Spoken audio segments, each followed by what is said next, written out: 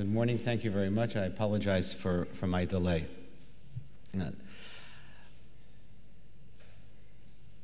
What I'd like to reflect upon this morning is something that I've found to be very important in my life. And it perhaps sounds very simplistic, but sometimes it's the very simplistic things that end up being very important. And that is how much we can learn from each other. On one level, it is human nature to believe, falsely, that basically I can only learn from those who are like me. I grew up in a traditional Jewish home. I went to yeshivot, traditional Jewish schools. And as embarrassing as it may be to say, I often found that within my own Jewish circles, it was more or less, of course, everything that was important to be said in the world we have said, and we really don't have to listen to the others. And for me, this was one of the important things that I had to learn was simply false. And it began actually when I remember the first time that I confronted the concept that maybe somebody besides us, and it's obviously irrelevant who the us is in any case, in my case it's Jewish, that there's somebody besides us has something important, valuable, moral to say. And that was, I guess I must have been about 7 years old, which is a long time ago. Almost a half a century. And I was walking to shul, I was walking to synagogue Saturday morning with my father of blessed memory. And as often happens, next door to my father was a rabbi. Next door to his synagogue, there was a church. And on the church, there were these big black banners. And as a 7-year-old, I was fascinated because they weren't there the week before. So I asked my father, Daddy, what are these black banners for? And he said, a great man died. It was the passing of Pope John, the 23rd, thank you. I figured they'd figured out which number it was, right? I didn't want to risk making the mistake. I knew it was the 20. It's easy because Psalm 23, John 23, it's easier for me, but you know. And already, it was the first time I remember consciously that I was confronted by the concept that maybe really somebody else besides us had something important to say, something moral to do. And the person that I really learned from was John Paul II, Pope John Paul II. That number I remember. And having started working here in Poland a little bit more than 20 years ago, obviously the teachings, the persona of John Paul II, just permeated and continues to permeate Polish life. And then over the years began reading what John Paul actually had to say, not only what the persona was, but actually what he had to teach us. And one of the things that I found most moving was his openness to others. Well, for me, first and foremost, the Jews. But when I began reading, I saw how John Paul II was not only open to Jews, that was a unique relationship, but how he was open to everyone, and how he was able to learn from everyone. And this is something that I find to be incredibly important in my own life, that being open to others in no way diminishes my own belief. And for John Paul II, there was no one who was more a believing Catholic. But because he was such a deeply spiritual and deeply Catholic human being, it enabled him to be that much more open to listening to what others had to say, what others had to do. And it's a message that I try to pass on to my students. The more deeper you become within your own faith tradition, the more it can empower you, enable you to be open to what others have to say, what others have to do, and to be able to learn from them.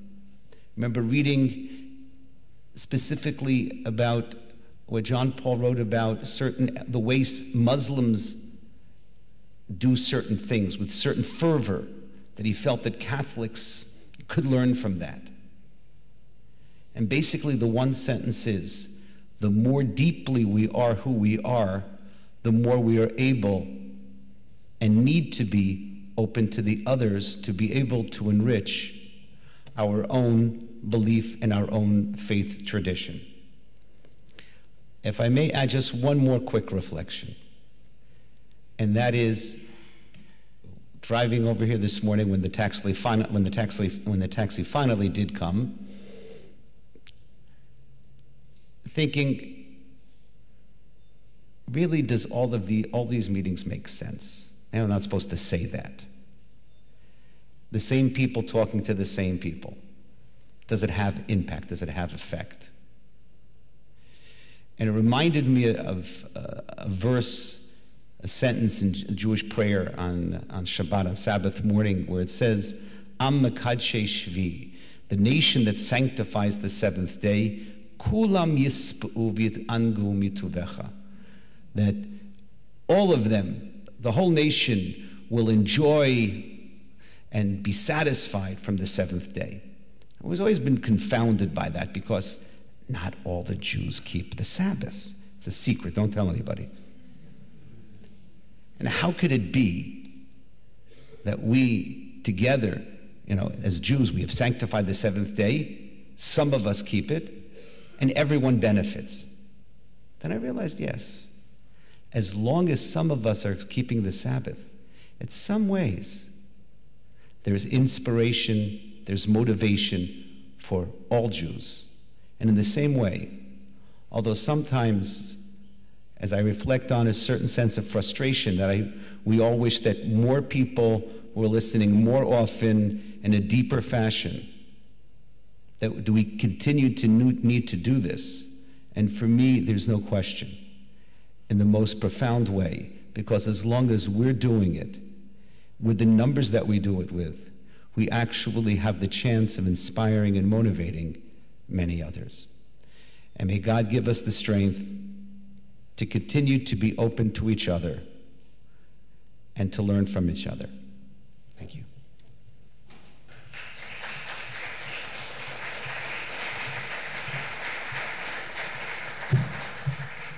Thank you very much, Rabbi Schudrich. Those two insights, I think, should be with us always. Let me now turn the podium over to our first keynote speaker, Professor Reverend Ursula Rudnick.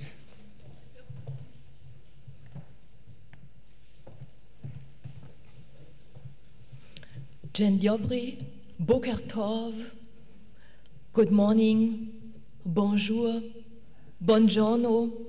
Unfortunately, in other languages, I do not know how to say good morning in your own voices, in your own language. Guten Morgen, yes, thank you.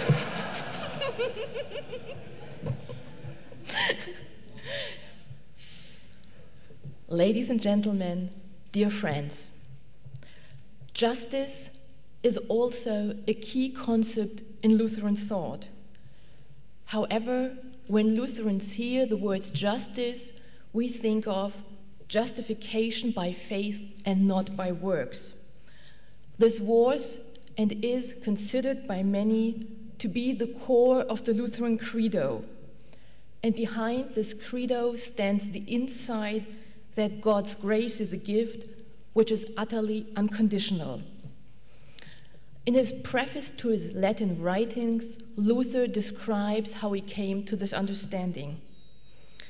But I, blameless monk that I was, felt that before God I was a sinner with an extremely troubled conscience. I meditated day and night on those words until at last, by the mercy of God, I paid attention to their context. The justice of God is revealed in it as it is written, the just person lives by faith. I began to understand that in this verse the justice of God is that by which the just person lives by a gift of God, that is by faith. I began to understand that this verse means that the justice of God is revealed through the gospel, but it is a passive justice. God justifies us by faith, as it is written, the just person lives by faith.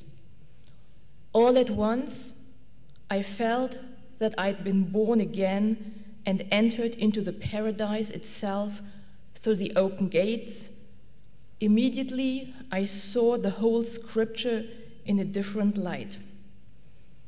That was Luther's discovery, and he developed his theology of justice and justification by reading Paul's letter to the Romans, and subsequently Lutherans read this Pauline letter with Luther's categories in mind, and the result, unfortunately, was a narrow perspective on the biblical understanding of justice, of the terms of tzedek and tzedakah in the Hebrew Bible, and of dikaiosune in the New Testament. The Jewish-Christian dialogue and also the ecumenical dialogue helped Lutherans to develop a wider and helpful perspective of what justice is. Biblical perspective of justice, tzedek and tzedakah. The root of the Hebrew word of justice appears 524 times in the Bible, thus making it an important term.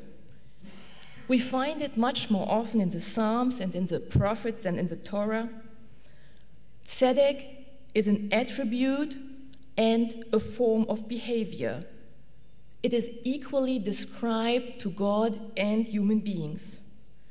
Most often in Christian translations, the word is translated as just or justice, a translation that can easily mislead.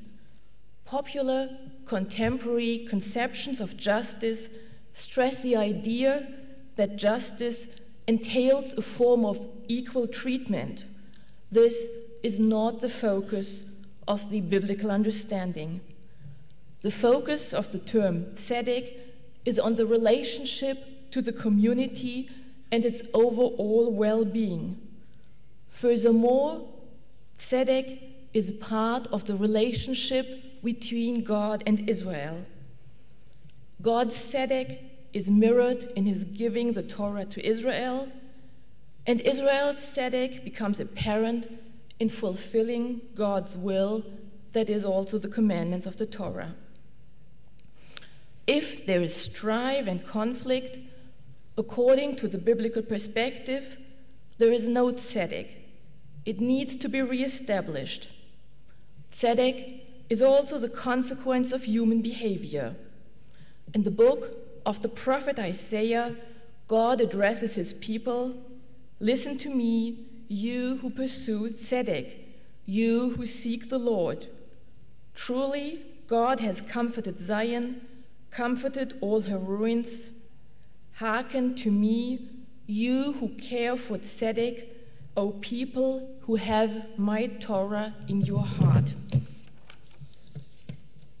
It is interesting to note that the different translations that were chosen, Buber and Rosenzweig translate the term tzedek as Wahrhaftigkeit, veracity. Zunz translates dem Rechte, the law, the first time, and justice, Gerechtigkeit, the second time. The American translation of the Jewish Publication Society translates the first occurrence as justice and the second as the right. The American Revised Standard Version